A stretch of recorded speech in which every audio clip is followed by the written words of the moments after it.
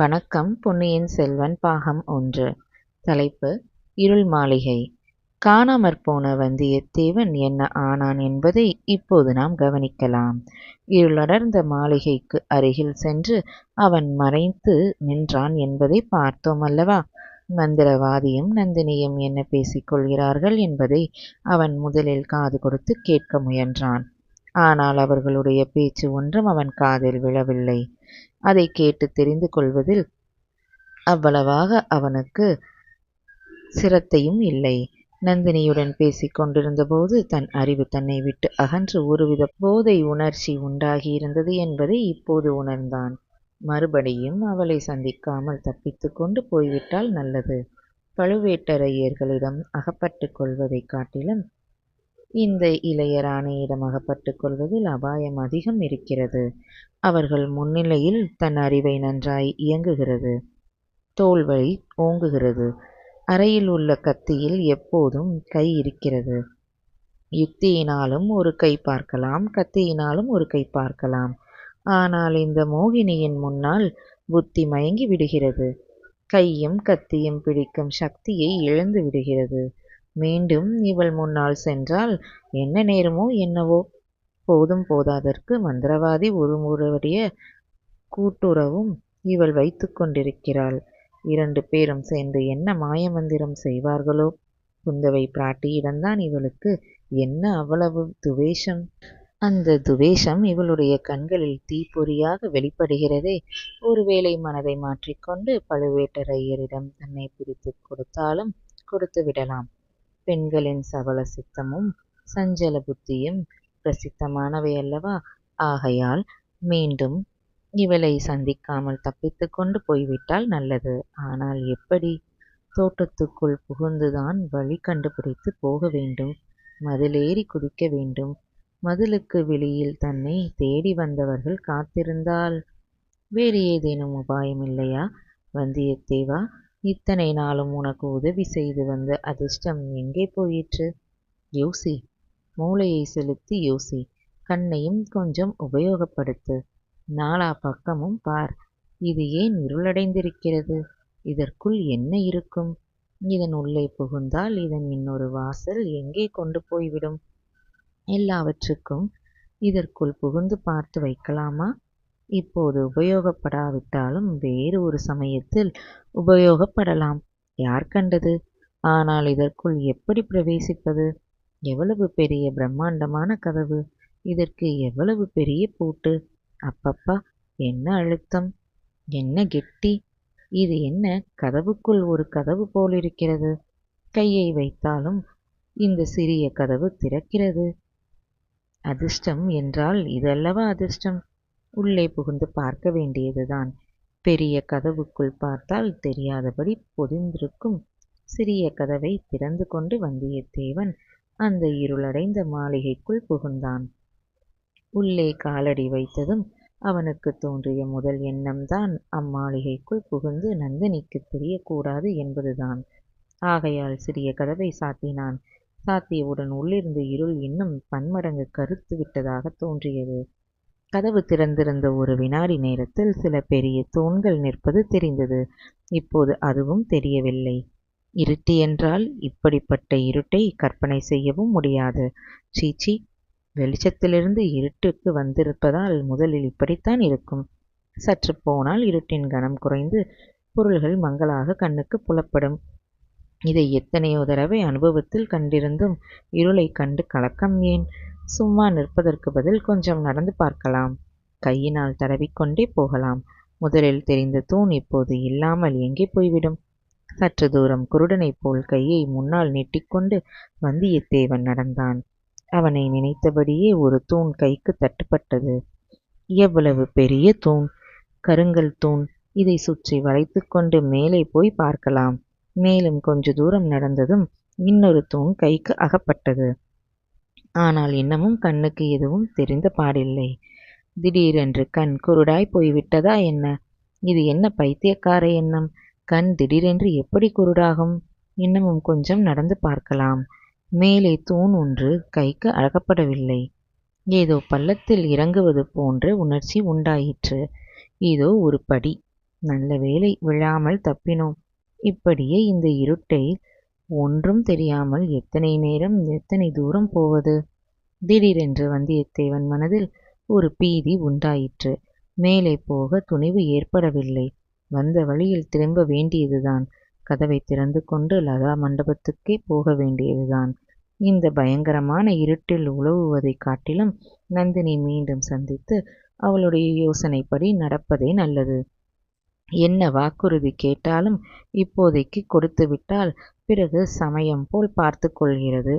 இவ்வாறு எண்ணிய வந்தியத்தேவன் திரும்பினான்.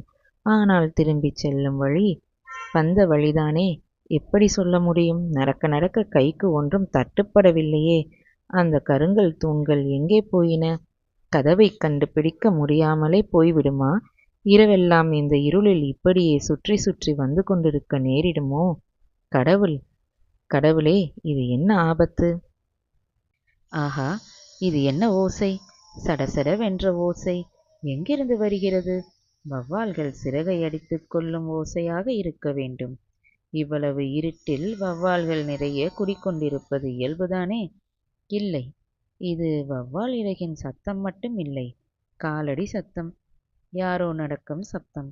நடப்பது யார்? மனிதர் தாமா? அல்லது? வந்தியத்தேவனுடைய தொண்டை உலர்ந்து போயிற்று. நா மேலன்னத்தில் ஒட்டி கொண்டது. திடீரென்று யாரோ அவன் முகத்தில் இடித்தாற்போல் இருந்தது. வந்தியத்தேவன் தன் சக்தியெல்லாம் கூட்டி ஒரு குத்து விட்டான். குத்திய கை துண்டிக்கப்பட்டது போல வலித்தது. இன்னொரு கையினால் தொட்டு பார்த்தான். இருட்டில் கருங்கல் தூணின் பேரில் மோதிக்கொண்டதுமல்லாமல் அதை குத்தியதாகவும் தெரிந்து கொண்டான். கையை அவ்வளவு வீண் வீண் என்று வலித்திராவிட்டால் வந்தியத்தேவன் சிரித்தே இருப்பான். ஆயினும் அதனால் அவனுடைய பீதி சிறிது அடங்கிற்று. முழுதும் அகலவில்லை. காது கொடுத்து கேட்டபோது அந்த காலடி சத்தம் மேலும் மேலும் கேட்டது. ஒரு சமயம் தூரப் போவது போலிருந்தது, இன்னொரு சமயம் நெருங்கி வருவது போல் இருந்தது.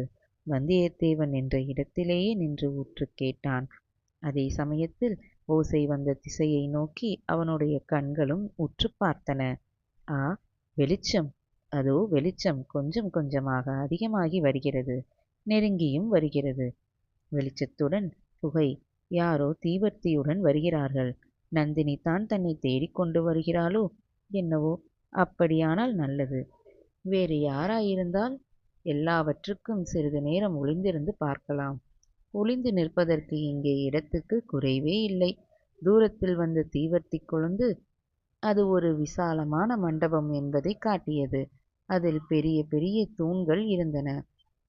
தூண்களில் பயங்கரமான பூதகணங்கள் வடிவங்கள் செதுக்கப்பட்டிருந்தன.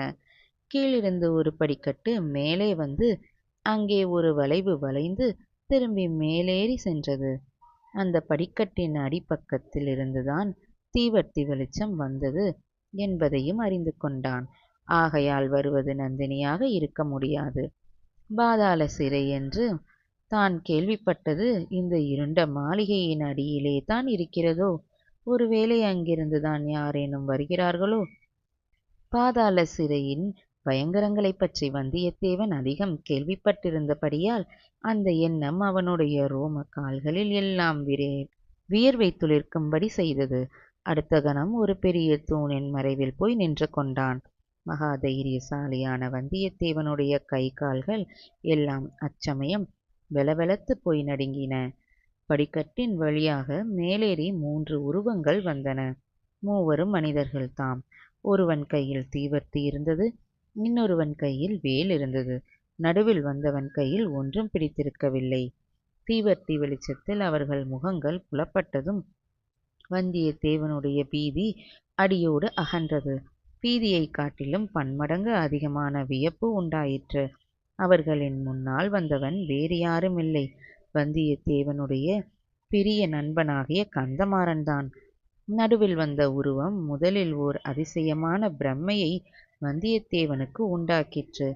பழுவூர் இளையராணியாகிய நந்தினிதான் வருகிறாள் என்று தோன்றியது. மறுகணத்திலேயே அந்த பிரமை நீங்கியது.